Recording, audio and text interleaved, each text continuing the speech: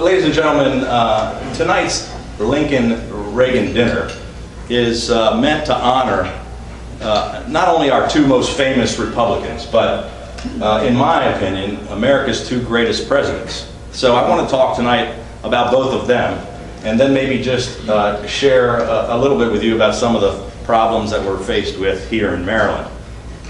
President Lincoln once said that it's better to remain silent and be thought a fool than to speak out and remove all doubt. But tonight I'm just going to go ahead and speak out and remove all doubt. President Reagan said, a recession is when your neighbor loses his job, and a depression is when you lose your job, and a recovery is when Jimmy Carter loses his. Well, we could just change the name to Barack Obama, and the same would be true for this November. With all of us working together, I think we're going to do the same thing that Reagan did to Jimmy Carter, and we're going to make sure that Obama's a one-term president. Lincoln said that you may deceive some of the people all of the time, and all of the people some of the time, but you can't deceive all the people all the time.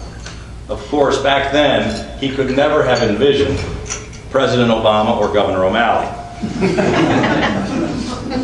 Reagan said, government is like a baby, an alimentary canal with a big appetite at one end and no sense of responsibility at the other.